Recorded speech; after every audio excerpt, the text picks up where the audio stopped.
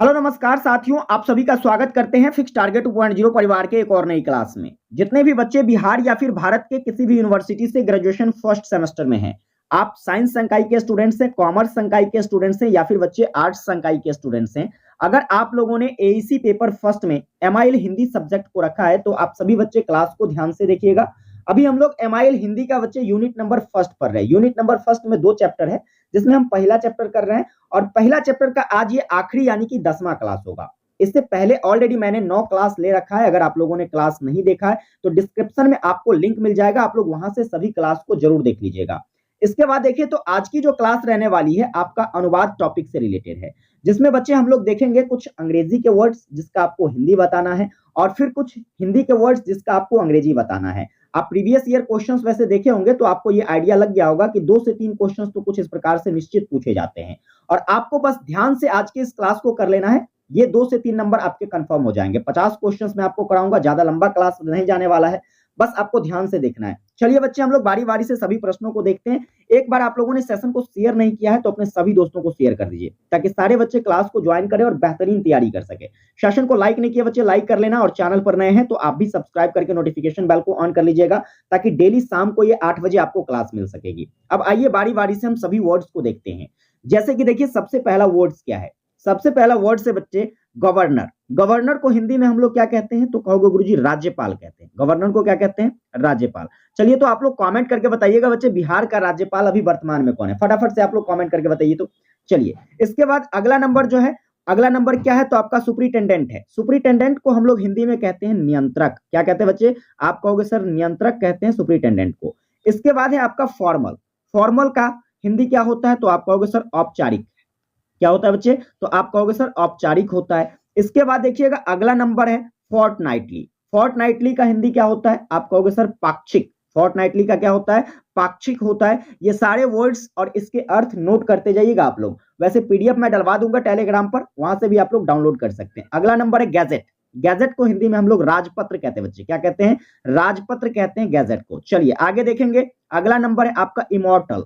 Immortal का मतलब क्या होता है भाई? अमर। इमोर्टल का मतलब क्या होता है? अमर। और मॉर्टल का पूछेगा तो आप कहोगे सर मरणशील, है ना। चलिए आगे देखिए अगला नंबर है कीबोर्ड। कीबोर्ड का हिंदी क्या होता है? अब बताइए आप लोग कीबोर्ड का हिंदी क्या होता है? आप कहोगे सर कुंजी पटल होता है। कीबोर्ड का हिंदी क्या होता है? तो गुरुजी कुंजी पटल होता है। इसके बाद देखिएगा अगला नंबर क्या है। अगला नंबर है आपका इंटरप्शन। ठीक है, इंटरप्शन को हिंदी में बच्चे हम लोग व्यावधान कहते हैं। क्या कहते हैं? व्यावधान कह लीजिए या फिर बाधा कह सकते हैं आप, है ना। इंटरप्शन का हिंदी क्या होता है? बाधा या फिर व्यावधान। इसके बाद देखिए अगला नंबर है इंटीमेशन। इंटीमेशन को हम लोग हिंदी में बच्चे सूचना कहते हैं। क्या कहते हैं? इंटीमेशन का अर्थ क्या होता है? सूचना कहिए, संकेत कह लीजिए या फिर आप कह लीजिए क्या तो प्रज्ञापन कह लीजिए, है ना। ये आपके इंटीमेशन का अर्थ हो जाएगा। इसके बाद देखिए आपका है इलाइवल। ठीक है, इलाइवल का मतलब होता है बच्चे अधीन। इलाइवल का मतलब क्या होता है? अधीन होता है या फिर हम कहें तो उत्तरदायी कह सकते हैं। क्या कह सकते हैं? उत्तरदायी कह सकते हैं। क्लियर है। अगला नंबर देखिए क्या है। अगला नंबर है बच्चे लेजिस्लेटिव काउंसिल। लेजिस्लेटिव काउंसिल का मतलब होता है विधान परिषद। क्या होता है बच्चे? लेजिस्लेटिव काउंसिल का मतलब विधान परिषद होता है। ये सारे प्रश्न इंपोर्टेंट है जो कि कभी ना कभी परीक्षा में पूछा गया है, इस बात को आप लोगों को याद रखना है। चलिए आगे देखेंगे। अगला नंबर है एक्स्ट्रा ऑर्डिनरी। ठीक है, एक्स्ट्रा ऑर्डिनरी का मतलब होता है असाधारण। क्या होता है बच्चे? असाधारण होता है सर एक्स्ट्रा ऑर्डिनरी का हिंदी। या फिर आप कह सकते हो विलक्षण। क्या कह सकते हो?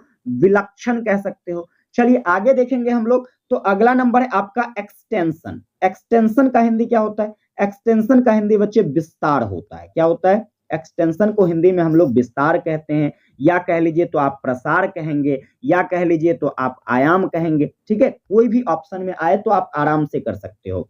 अगला नंबर देखो एम्प्लॉयर। एम्प्लॉयर को हिंदी में क्या कहते हैं बच्चे? तो एम्प्लॉयर को हम लोग नियोजक कह सकते हैं। क्या कह सकते हैं? एम्प्लॉयर को नियोजक कहिए या फिर नियोक्ता कह सकते हैं। क्या कह सकते हैं? नियोजक या फिर नियोक्ता कहते हैं हिंदी में एम्प्लॉयर को। आगे देखिएगा अगला नंबर। अगला नंबर है एम्बेसी। एम्बेसी का अर्थ क्या होता है? बहुत इंपॉर्टेंट है, कई बार एग्जाम में आया एम्बेसी। एम्बेसी की बात करेंगे बच्चे तो आप कहोगे सर दूतावास होता है। ठीक है, यानी कि दूत का आवास, राजदूत का आवास, है ना, राजदूतावास ये भी कह सकते हैं। चलिए आगे देखेंगे। अगला नंबर क्या है? अगला नंबर है आपका क्या तो इंडोर्समेंट।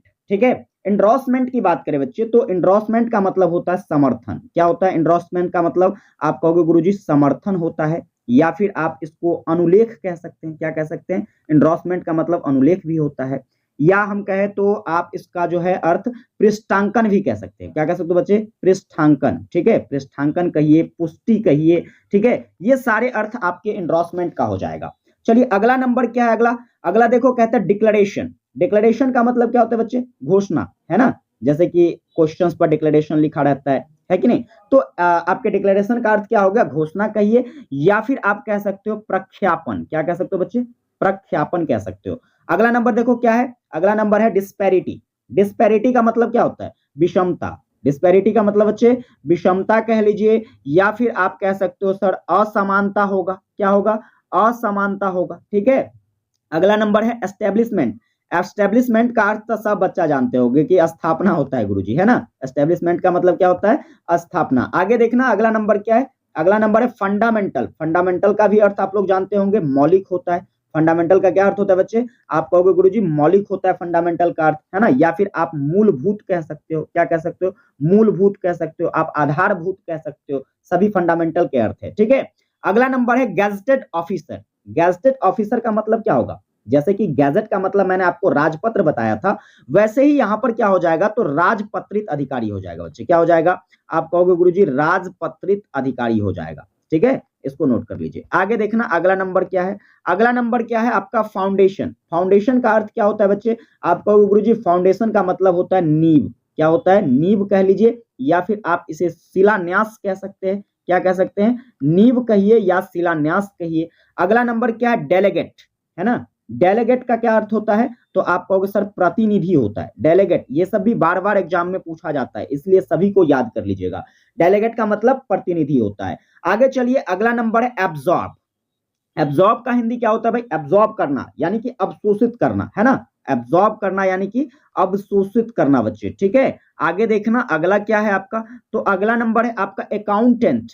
अकाउंटेंट का मतलब क्या होता है? लेखापाल। अकाउंटेंट का मतलब बच्चे आप कहोगे सर लेखापाल होता है। ठीक है, इसके बाद चलिए अगला नंबर क्या है? एप्लीएशन।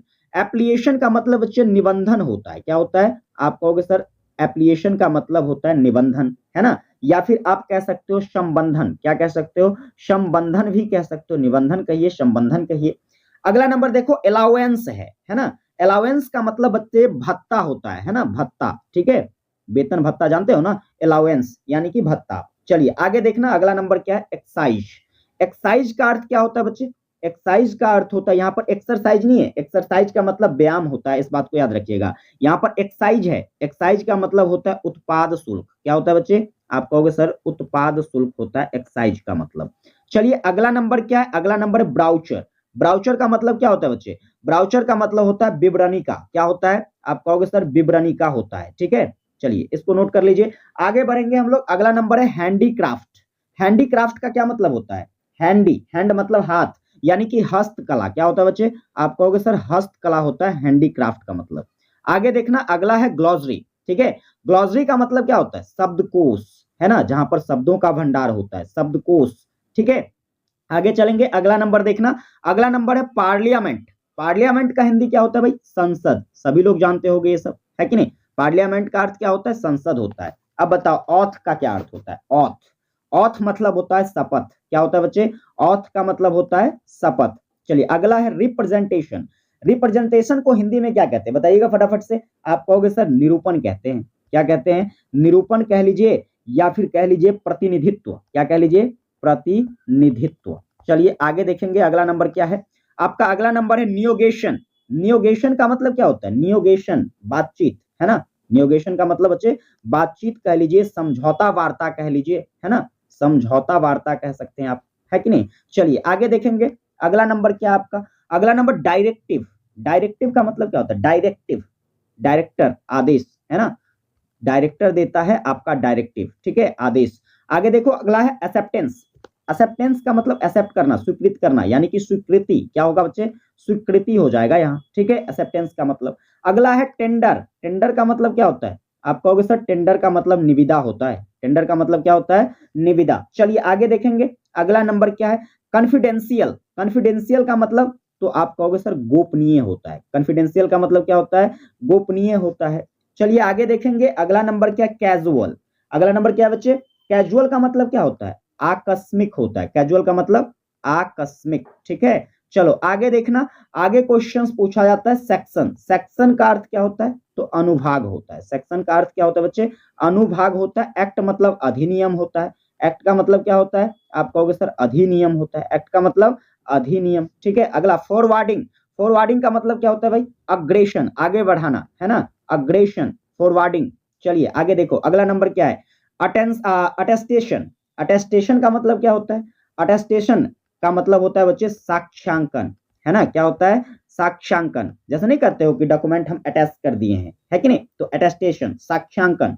अगला नंबर है रिलायबल। रिलायबल का अर्थ क्या होता है बच्चे? भरोसेमंद।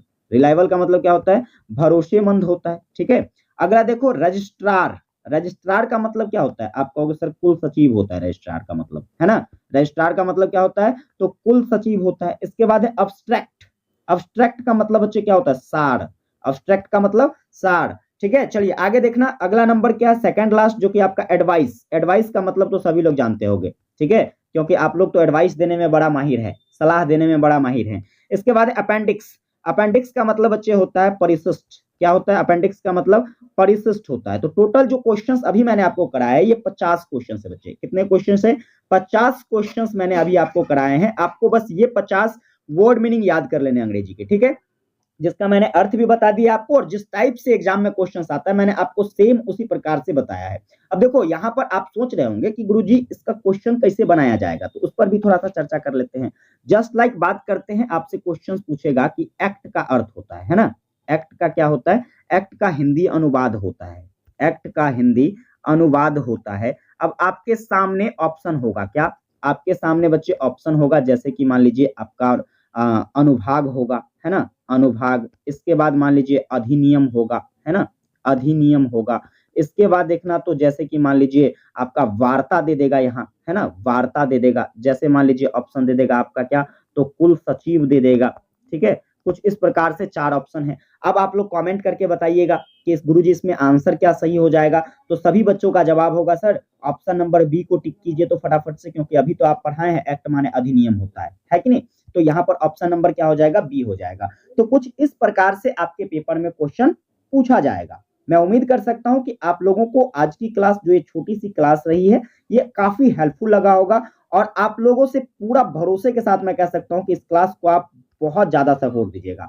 तो एक बार प्यारे बच्चे आप लोग फटाफट से कमेंट करके बताइए पहले कि क्लास आपको कैसी लगी। अगर क्लास आपको हेल्पफुल लगती है, सभी यूनिवर्सिटी के बच्चों के पास ये क्लास पहुंच जानी चाहिए, क्योंकि आप देखोगे कि जिस तरह का कंटेंट मैं आपको उपलब्ध कराता हूं, पूरे YouTube पर बिल्कुल भी ऐसा अवेलेबल देखने को नहीं मिलेगा। इसलिए ज्यादा से ज्यादा बच्चों के बीच क्लास को शेयर कीजिए। सेशन को लाइक नहीं किए हैं तो लाइक कर लीजिए, और चैनल पर नए हैं तो आप भी सब्सक्राइब करके नोटिफिकेशन बेल को ऑन कर लीजिएगा, ठीक है। विशेष मुलाकात करते हैं आप लोगों के साथ अगली क्लास में। तब तक के लिए जय हिंद, वंदे मातरम।